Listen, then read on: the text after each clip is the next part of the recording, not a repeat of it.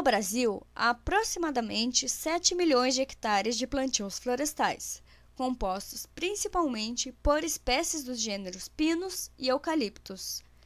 Na região sul do país, os plantios florestais estão presentes em uma área de aproximadamente 1.900.000 hectares, dos quais 1.300.000 hectares correspondem a plantios de espécies do gênero Pinus.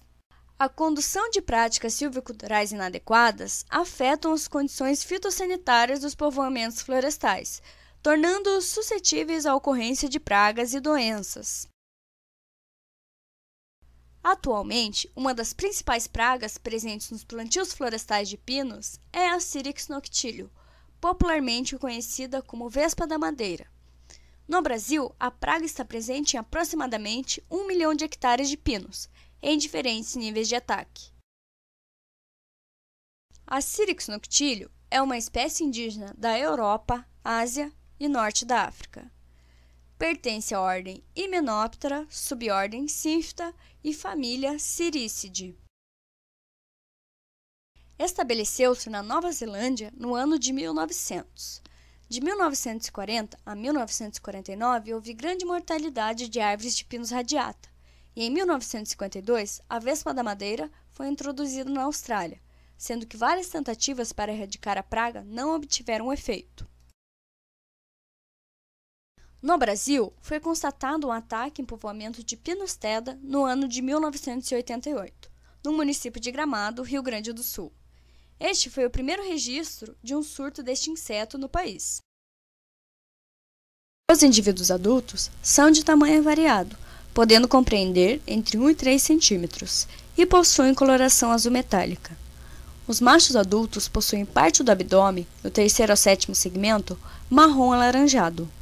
As fêmeas possuem ovipositor em forma de ferrão, que atinge até 2 centímetros de comprimento, partindo do abdômen e protegido por 2 estruturas em forma de canaleta.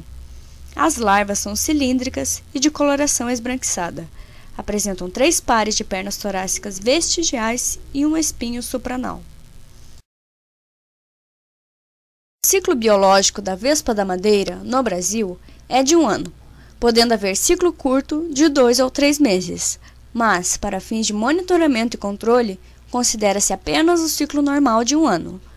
A revoada dos indivíduos adultos ocorre entre os meses de outubro a janeiro. Nos meses de verão, as fêmeas procuram as árvores debilitadas para efetuar a postura dos ovos. Esta postura é feita juntamente com um muco fitotóxico contendo esporos do fungo simbionte Amylosterium areolatum. Este muco afeta a capacidade de defesa da árvore e, em associação com o fungo, fecha os vasos de condução de seiva. Os danos causados na madeira, eles estão ligados diretamente aos sintomas de ataque da vespa da madeira, né? Então, identificam-se orifícios de postura e orifícios de emergência no tronco, e nos locais onde ocorreu essa postura, né, nesses orifícios, a árvore ela fica debilitada e ocasiona o escorrimento de resinas. Então pode-se localizar, né, os pontos com a postura e o escorrimento de resina a partir desses pontos. Ocorre ainda a deterioração da madeira devido à ação do fungo, esse fungo chamado Amylosterium areolatum. Esse fungo que é o fungo do qual a larva se alimenta. E devido a esse fungo é visível as manchas azuladas no sentido radial da madeira, e isso acarreta, né, o apodrecimento da madeira, né? Encontra-se também galerias no tronco, que são realizadas pelas larvas e adultos da vespa. E essas galerias, né, que ocorrem na madeira, ela resulta na perda do valor comercial dessa madeira.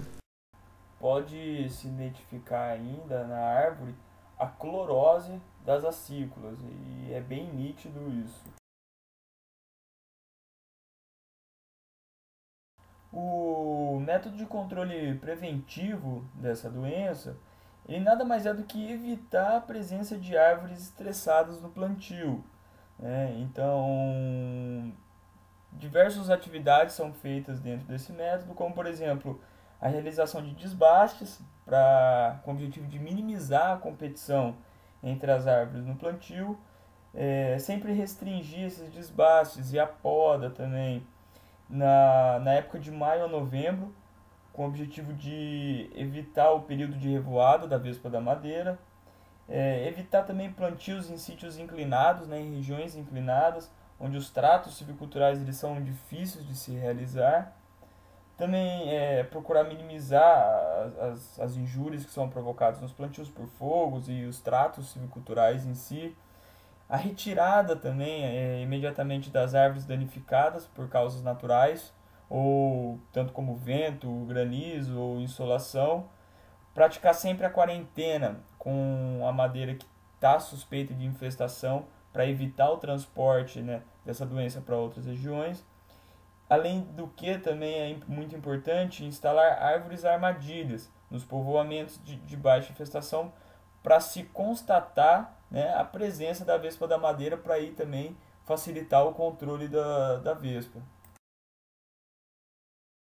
Controle biológico. Nematóide.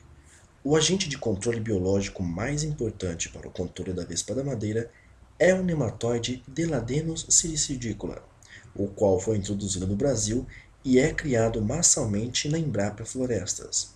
A eficiência deste parasita depende de cuidados como armazenamento, preparo do inóculo, transporte e condições de aplicação. Preparo do inóculo. Para uma dose de nematóides, recomenda-se ferver 100 ml de água, dissolver 30 gramas de gelatina em pó, sem sabor, na água fervente. Em batedeira, na velocidade média, misturar a gelatina até ficar completamente dissolvida, deixando esfriar por 10 minutos. Adicionar 200 ml de água gelada, entre 1 e 2 graus Celsius, à gelatina dissolvida. Na velocidade máxima da batedeira, misturar a solução até atingir uma consistência cremosa. Reduzir a velocidade e adicionar uma dose de nematóide e algumas gotas de corante líquido. Continuar batendo até o corante ficar bem distribuído. Despejar a mistura dentro de um saco plástico resistente, retirando todo o material da tigela e das hastes da batedeira. Para o preparo do inóculo para o tratamento de um maior número de árvores, utilizar a recomendação da tabela. Armazenamento e transporte do inóculo. Após o preparo do inóculo, devem ser tomados os seguintes cuidados em seu transporte. O inóculo deve ser transportado ao campo em uma temperatura entre 5 e 15 graus Celsius. Quando o inóculo não estiver sendo utilizado, deixá-lo dentro de uma caixa de isopor com a tampa fechada, para manter a temperatura recomendada. Evitar o armazenamento do inóculo de um dia para o outro. Caso seja necessário, armazená-lo a 5 graus Celsius. Nessas condições, deve ser utilizado no início do dia seguinte. Para garantir a penetração dos nematóides nos traqueoides da madeira, deve-se afiar ou trocar o vazador do martelo de aplicação.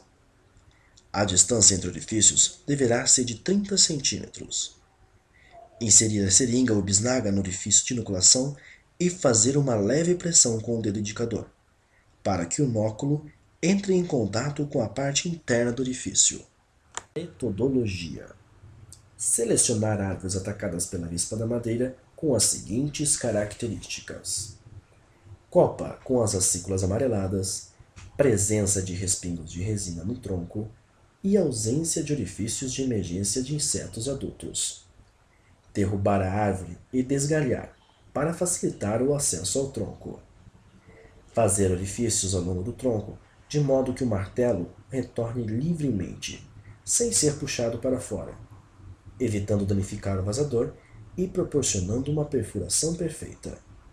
Quando o martelo ficar preso ao orifício, procurar retirá-lo perpendicularmente ao tronco.